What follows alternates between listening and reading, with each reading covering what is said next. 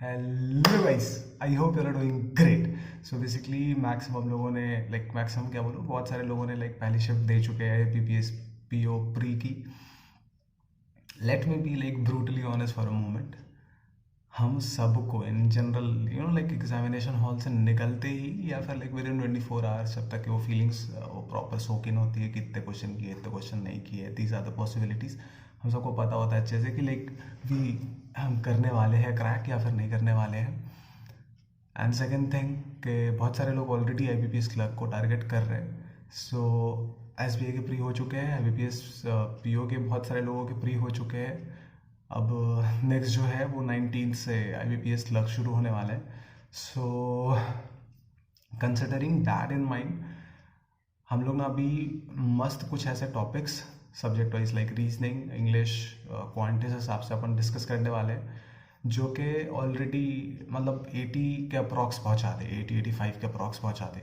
I know जब भी ना ये आईबीपीएस क्लर्क का जब ये ऐसे दिमाग में आता है और जब ये कट ऑफ चलता है कि 78 था, 82 था, 85 था, ये बहुत ही डॉन्टिंग नंबर से अंदर से ना हालत ख़राब हो जाती है कि 100 में से 85, 100 में से 75, 78। But trust me, compare when comparing to ये पीओज वाले एग्जाम, इनमें थोड़ा स्कोर करना आसान हो जाता है, क्योंकि क्वेश्चन का लेवल जो होता है ना काफ़ी काफ़ी कम होता है, काफ़ी काफ़ी लो है। बिकॉज मैंने अभी 2 मॉक्स दिए हैं और एक में ये स्कोर 58 और दूसरे में स्कोर 62, और दोनों एसबीआई के दिए थे मैंने, एसबीआई क्लर्क के। सो मुझे ऐसा लगा कि वो मेरे पास स्टार्टिंग में 2 मॉक थे क्लर्क के, और अप्रोच थोड़ा बहुत चेंज करना पड़ता है। सो मुझे ऐसा लगा कि लेट्स डिस्कस फ्यू टॉपिक्स जो वो कट ऑफ क्लियर करने में हमारी हेल्प करें। सो अभी ना हम लोग डिस्कस कर लेते हैं कि किसी भी तरीके से 85 के ऊपर, 80 के ऊपर तो पहुंचना ही पहुंचना है, because that's the safe zone. तो सबसे पहले अगर हम रीजनिंग एबिलिटी की बात करें, और उसमें भी सबसे इम्पॉर्टेंट टॉपिक जो था ना वो था पजल एंड सीटिंग अरेंजमेंट। सबसे पहली चीज़ तो मैं ये बोलना चाहता हूँ कि ये जो सारे के सारे एनालिसिस है, ये लास्ट ईयर के क्वेश्चन पेपर के हिसाब से है। सो आई नो ये मोस्ट एक्यूरेट है बट नॉट एग्जैक्टली, ये चीज़ ध्यान देने वाली चीज़ है। ये मोस्ट एक्यूरेट है क्योंकि लास्ट ईयर पे बेस्ड है, बट 100% यही नहीं होता। So let's continue with it. Reasoning ability की सबसे पहले बात करें तो सबसे पहला टॉपिक जो है ना वो है puzzle and sitting arrangement. Sitting arrangement को मैं बेसिकली पजल में ही बोल दूंगा, कॉज सिटिंग अरेंजमेंट कौन सा ऐसे सिंपली पूछ देता है कि नहीं 4 लोग बैठे हैं इधर इधर, इट्स ऑलवेज इन वो पजल शेप में ही होता है। तो हर शिफ्ट में ना एट एन एवरेज 20 क्वेश्चन पूछे गए थे पजल्स से, सिटिंग अरेंजमेंट और वो सारे पजल्स मिला के 20 क्वेश्चन पूछे गए थे, and that's a huge number. अगर एट एन एवरेज 4 पजल पूछी गई थी एट एन एवरेज हर शिफ्ट में। सो ये हो गया 20 मार्क्स। दूसरा टॉपिक हमारा सिलॉक्स एंड इनइक्वालिटी। ये टॉपिक्स 100% यार कोई ऐसा नहीं होगा जिसको ये टॉपिक टफ लगते होंगे। बहुत ईजी टॉपिक्स है, और सबसे बड़ी बात ये है ना कि ये बहुत ही कम टाइम में हो जाता है, यू बेयरली नीड्स 20-30 सेकेंड्स, और एट एन एवरेज 5 से 10 मार्क्स के पूछे गए थे। सो हम 5 ही मार्क्स मानते हैं, बट एट एन एवरेज किसी शिफ्ट में 5 पूछे गए थे, किसी शिफ्ट में 10 पूछे गए थे। ये टॉपिक्स बहुत ईजी है एंड 100% सबको आता ही होगा, और मुझे नहीं लगता किसी को इसमें स्पीड की प्रॉब्लम है। अगर स्पीड की प्रॉब्लम है तो literally you need to improve on the ऐसे विजुअलाइजेशन पे, कि थोड़ा और चीज़ों को ऐसा क्या विजुअलाइज कर पाओ ताकि और जल्दी से कवर कर पाओ। जो तीसरा टॉपिक हमारा वो है अल्फा न्यूमेरिक सीरीज, या बेसिकली सीरीज, ये भी हमारे 5 से 10 मार्क्स के पूछे गए थे। मैक्सिमम मेजॉरिटी जो सेक्शन था वो अल्फा न्यूमेरिक सीरीज़ का था, बट हम 100% श्योर नहीं हो सकते बिकॉज अभी सीरीज़ है, वो 5 से 10 मार्क्स का पूछा है, तो let's consider it completely series, कि सिर्फ एक पर्टिकुलर पार्ट को लेके क्यों कि अल्फा न्यूमेरिक सीरीज़ ही करेंगे तो सब कर लेंगे।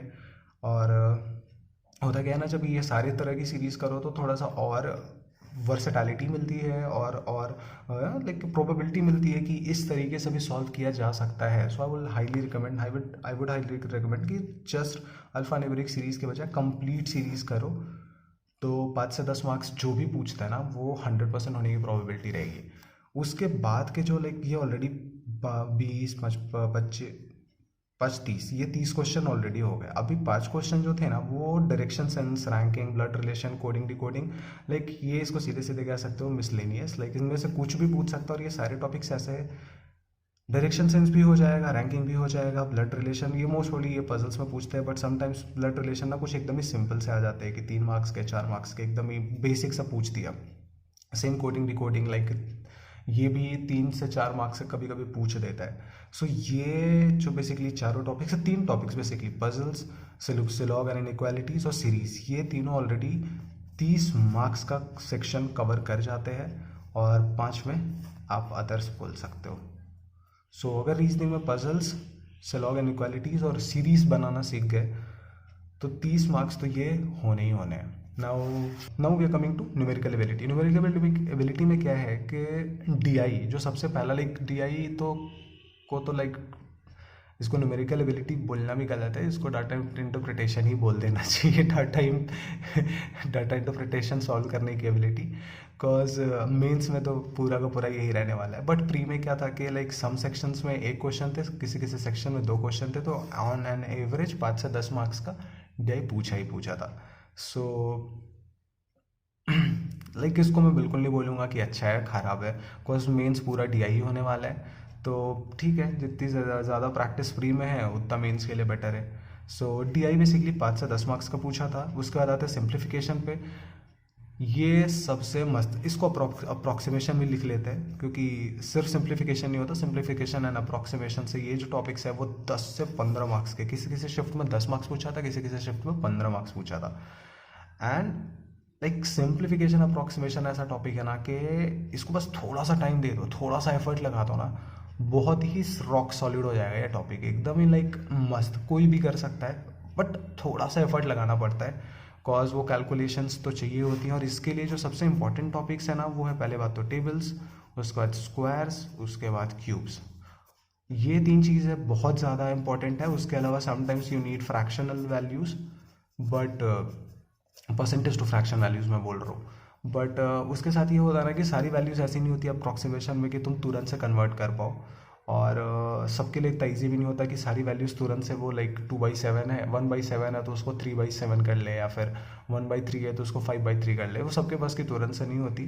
बट स्टिल ये 3 टॉपिक जो होते हैं ना, टेबल, स्क्वायर, क्यूब्स, अगर ये तीनों कवर है, लाइक टेबल समझ लो 30 तक के बेयर में नंबर और स्क्वायर्स भी समझ लो 30 तक के, क्यूब्स हो गए 20 तक के, अगर ये कवर है तो सिंप्लीफिकेशन अप्रॉक्सीमेशन करने में लाइक बहुत मार्जिनल टाइम लगेगा, लाइक एकदम ही धड़ाधड़ होने वाले क्वेश्चंस। तो ये टॉपिक हो गया 10 से 15 मार्क्स का। और उसके बाद जो सबसे ये बहुत ही वो वाला था कि समटाइम्स सीरीज अगर आ जाती है और मिसिंग नंबर सीरीज आ जाती है, थोड़ा सा प्रॉब्लमेटिक हो जाता है, बिकॉज पर्सनली मुझे ऐसा लगता है मिसिंग नंबर सीरीज, ये नंबर सीरीज जो होते हैं ना, वो थोड़ी सी ज़्यादा लाइक, अरे सॉरी मिसिंग बोल रहा, wrong number series, missing number series is pretty easy, अगर आ गया तब तो अच्छी अच्छी बात है, बट अगर sorry for that, wrong number series आ गई तो थोड़ा सा प्रॉब्लमेटिक हो जाता है। बट सीरीज और क्वाड्रेटिक इक्वेशन दोनों मिला के 5 क्वेश्चन पूछा था, किसी सेक्शन में सीरीज पूछ दिया था 5 मार्क्स का, किसी में क्वाड्रेटिक ही पूछ दिया था 5 मार्क्स का, और किसी में ऐसा था कि 2-3 मार्क्स की सीरीज और 1-2 मार्क्स का क्वाड्रेटिक, ऐसा करके उन्होंने पूछ दिया था। ये तीनों टॉपिक हमारे ऑलरेडी 20 मार्क्स कवर कर लेते हैं। अब उसके बाद बचते हैं सॉरी, हाँ 20 से 25 बोल सकते हैं इसको, लाइक सीधे सीधे 20 बोलना गलत होगा, कॉज सिंप्लीफिकेशन अप्रॉक्सीमेशन 15-15 मार्क्स तक के पूछा था शिफ्ट में, लाइक किसी किसी शिफ्ट में 15 मार्क्स थे, किसी किसी शिफ्ट में 10 मार्क्स थे, किसी में जब भी 10 मार्क्स थे तो डीआई 10 मार्क्स की थी, और जब किसी शिफ्ट में 15 मार्क्स का सिंप्लीफिकेशन अप्रॉक्सीमेशन था तो 5 मार्क्स की डीआई थी। सो बेसिकली ये तीनों टॉपिक्स डीआई, सिंप्लीफिकेशन और सीरीज मिला के 25 मार्क्स तो एकदम ही डन है। देखो अब उसके अलावा अरिथमेटिक में लोगों को लगता है बहुत सारे, लाइक मैं खुद सोचता था कि ये सारे टॉपिक्स कंप्लीटली मैं अबेंडन कर देता हूँ, क्योंकि क्या ही मतलब है कि एक मार्क्स के लिए इतने सारे टॉपिक्स कवर करना। But average and age, ratio and proportion, percentage, profit and loss, ये ना एक चेन है समझ लो, अरिथमेटिक का ये एकदम ही बेस है, और अगर ये 4 टॉपिक नहीं आते तो डीआई करना इम्पॉसिबल है। It's as simple as that. Like DI में तुम क्या ही कर लोगे यार, उसमें भी तुम लाइक बेसिक कोई भी क्वेश्चन होता है परसेंटेज पे बेस्ड होता है, रेशियो एंड प्रोपोर्शन पे बेस्ड होता है, एवरेज होती है, एज होता है, प्रॉफिट एंड लॉस होता है। अगर ये 4 टॉपिक कवर है, भले ही डीआई में तुम हो सकता है 5 ही क्वेश्चन करके आओ, इन टॉपिक से लेकर एट एन एवरेज 5 क्वेश्चन पूछते हैं, और 5 तो मिसलेनियस होते हैं। बट इनकी बात करूँ मैं, अगर चलो मान लेता हूँ कि 5 में से 2 भी पूछा है, क्या 2 भी पूछा इसने प्री में, सबसे बड़ी बात यह है कि डीआई इनके बिना नहीं हो पाएगी solve. It's as simple as that. सिर्फ 2 डीआई कर लोगे, अगर ये क्वेश्चंस अच्छे से बनाने नहीं आते तो डीआई में भी गलती हो जाएगी।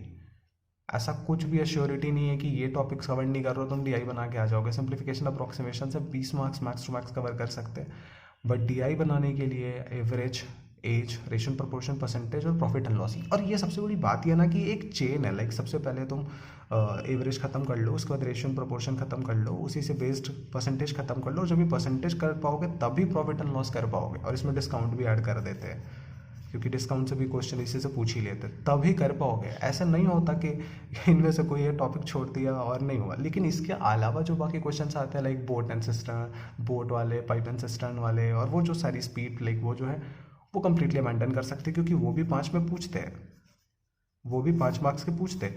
बट उनका ना लाइक स्कोप बहुत ही कम है, क्योंकि वो सिर्फ प्री तक के लिमिटेड रह जाते हैं। मेंस में उनका ऐसा मेजर शेयर नहीं रहता। बट ये जो टॉपिक्स है ये ऑलरेडी तुम्हारे 30 मार्क्स कवर कर देते हैं न्यूमेरिकल एबिलिटी में भी।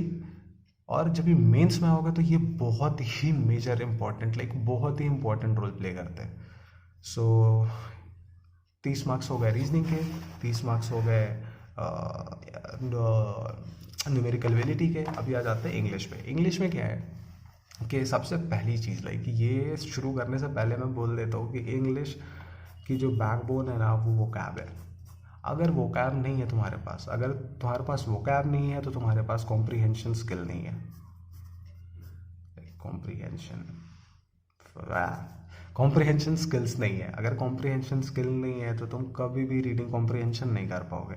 और ये एट एन एवरेज 5 से 10 मार्क्स का पूछता है। उसके बाद एरर को भी साइड में रखते हैं, ये अलग टॉपिक है। फिलर्स आ गया। फिलर्स में तुम क्या ही फिल कर दोगे। लाइक कोई भी एक स्टेटमेंट लिखा हुआ है, वहाँ पे अगर उन्होंने पूछ, लाइक एक छोटा सा गैप है कि I am trying to dash a message, अभी वहाँ पे मैं क्या टीच लिखूँ, कम्युनिकेट लिखूँ, क्या लिखूँ? वो कॉम्प्रीहेंशन पे बेस्ड होता है कि like what I want to say, I am trying to communicate a message, I am trying to like teach a message थोड़े होगा। तो ये जो सारी चीज़ें होती है ना, ये सारी चीज़ें होती है वोकैब पे। अगर वोकैब अच्छा है तो ही कॉम्प्रीहेंशन स्किल्स अच्छी हो पाएंगी, वरना कॉम्प्रीहेंशन स्किल्स में नहीं हो पाएगा ना। नो, मेजॉरिटी ऑफ लोगों को इंग्लिश में सिर्फ इसी वजह से प्रॉब्लम होती है क्योंकि उन्हें ऐसा लगता है कि ग्रामर पढ़ पढ़ के एकदम ही पुड़िया बना के, घोल बना के पी लेते हैं, खा लेते हैं और हो जाएगा। बट सबसे आयरनिकली सबसे बड़ी प्रॉब्लम ये है कि इंग्लिश सेक्शन में ग्रामर की वैल्यू सिर्फ 5 मार्क्स की है, उससे ज़्यादा नहीं होता। लाइक अगर मैं जेन्युइनली ये बात कहता हूँ कि मैं तो खुद बहुत सारे पेपर में जब भी मैं देने, अभी लाइक मैंने ये दिए, दोनों प्री दिए, और मैंने लाइक लिटरली मैं माइंडसेट बना के गया था कि अगर मुझसे एरर के क्वेश्चन मुझे सीधे सीधे नहीं मिले तो I'm नॉट गोना सॉल्व। मैं बिल्कुल ही एफर्ट नहीं लगाऊंगा एक्स्ट्रा कि नहीं मुझे सारे ग्रामर्स आए ही आए। अगर आते हैं तो वो लाइक वो जो 120 ग्रामर रूल है, लाइक वो 120 तो वाली बात तो है भी नहीं, वो बेवकूफ़ बनाया उन्होंने, सीधा सीधा 400-500 रूल पढ़ा दिया है 120 बोल के। तो that's a bullshit thing. But अगर ग्रामर रूल्स अगर अच्छे से आते हैं तो 5 मार्क्स तो ये बहुत अच्छा है। बट ग्रामर से कॉम्प्रिहेंशन नहीं बनती। कॉम्प्रिहेंशन बनाने के लिए सबसे ज़्यादा ज़रूरी चीज़ है vocab. Like this is what I wanted to say, like एकदम ही क्लियर में। बट उसके बाद अगर आते हैं तो 5 से 10 मार्क्स की आरसी पूछी थी, किसी सेक्शन में 5 मार्क्स की थी, किसी सेक्शन में 10 मार्क्स की थी। वो डिपेंड करता है कि छोटी आरसी थी कि बड़ी आरसी थी।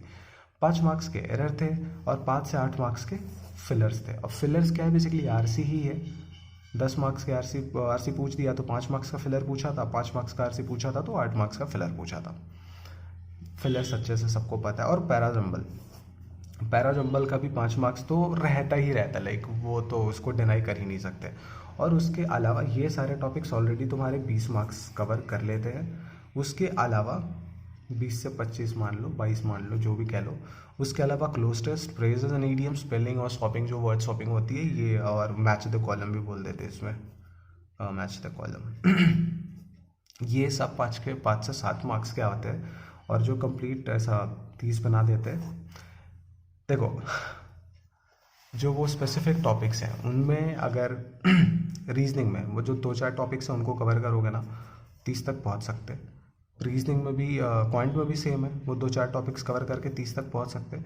बट इंग्लिश के लिए मैं जेन्युइनली ये बोलूँगा कि जब तक कि वोकैब अच्छी नहीं है, तुम कितना भी एफर्ट लगा लो बाकी सारे टॉपिक को करने में नहीं बनेगा। So please improve your comprehension skills, improve your vocabulary, ताकि तुम बाकी टॉपिक्स कवर कर सको। बट अगर इसमें 4 टॉपिक्स अगर बना लिए, मैं एरर को कम्प्लीटली छोड़ देना चाहता हूँ, लाइक मत ही करो एरर। अगर तुम्हारा एरर अच्छा नहीं है तो तब भी तुम 5, 10, 15, 20 मार्क्स के अप्रॉक्स कर लोगे, and that sums up to 80। Like अगर इतनी सारी चीज़ें भी अगर अच्छे से है ना, तो 80 तक के स्कोर कर जाएगा। सो ये जो डॉन्टिंग नंबर है 80, 75, 72, 82, जो प्री के कट ऑफ जाती है, वो उतना भी डॉन्टिंग नहीं है। Like we are smarter than that. Now let's get back to the chair. Okay guys, so that was it. I hope, देखो भी क्या है कि किसी भी कंडीशन में हम लोगों को 80 के अबव स्कोर करना ही करना पड़ेगा, है क्या? क्योंकि एसबीआई हो चुके हैं एंड वी ऑल लोग उसमें होने वाला नहीं होने वाला, एबीपीएस के हो चुके हैं, और इसके मेंस को पूरी तरीके से रिलाई करना, like it's a good thing. उस बीच में टाइम बहुत मिलने वाला है, बट स्टिल लाइक ऐसे रिस्क क्यों लेना? एबीपीएस क्लर्क को भी साथ में देते चलते हैं। And scoring above 80, I don't think it's gonna be that tough, अगर सही से अप्रोच लेके चला जाए और सही से स्ट्रेटेजिकली फॉलो किया जाए तो ये सारी चीज़ों को। सो आई थिंक हो जाएगा। और फिर ये सारी चीज़ें, और सबसे बड़ी बात ये है ना कि ये जो अभी लाइक ये पूरा फुल पैटर्न हमने देखा, ये इस पूरा का पूरा पैटर्न, इसमें अगर इंश्योरेंस का पार्ट थोड़ा सा जोड़ दिया जाए तो ये एलआईसी के असिस्टेंट के लिए भी बहुत ही हेल्प करने वाला है, जो कि 99% पॉसिबिलिटी है कि वो जनवरी में आएगा। बिकॉज उन्होंने अपने ऑफिशियल लाइक जो वो होता है मैनिफेस्टो बोल सकते हो, उसमें उन्होंने ऐसे पूछा है अपने लाइक इंस्टीट्यूशन से कि कभी तक के उनकी लाइक फिलिंग क्यों नहीं की गई एम्प्लॉयज़ की। तो 100% असिस्टेंट भी आने वाला है एलआईसी का। तो जो ये स्ट्रैटेजी है आईबीपीएस पी क्लर्क की, वो 100% काम करने वाली है एलआईसी असिस्टेंट पर भी। So I hope your time was best utilised. See you in the next one.